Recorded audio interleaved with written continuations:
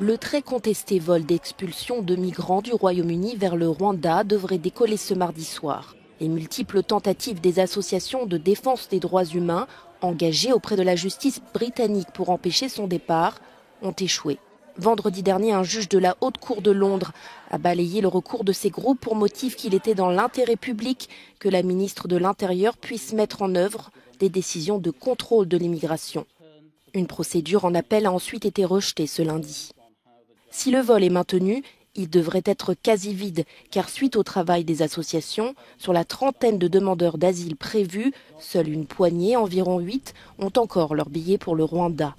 Ce départ signerait la mise en place concrète de l'accord polémique conclu entre Londres et Kigali en avril dernier. Ce projet d'expulsion a pour objectif de dissuader les traversées de la Manche, périlleuses et en hausse. Qualifié d'inhumain par les associations, il s'est aussi attiré les foudres de la couronne britannique, le prince Charles qualifiant de lamentable selon plusieurs sources locales, ainsi que du Haut Commissariat des Nations Unies pour les réfugiés qui s'inquiète du risque de préjudice grave et irréparable causé aux réfugiés envoyés au Rwanda.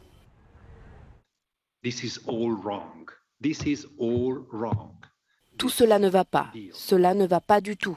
Vous savez, c'est le principe fondamental du droit d'asile que toutes les personnes qui se trouvent sur le territoire d'un pays, en particulier un pays qui est signataire de la Convention et qui a les institutions pour s'en occuper, soient prises en charge.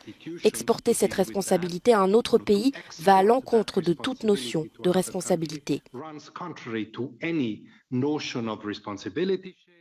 Au Rwanda, le gouvernement et certains locaux défendent ardemment ce projet et soulignent leur volonté d'intégrer rapidement ces migrants. Un hôtel dans la capitale est déjà prêt pour accueillir les premiers arrivants.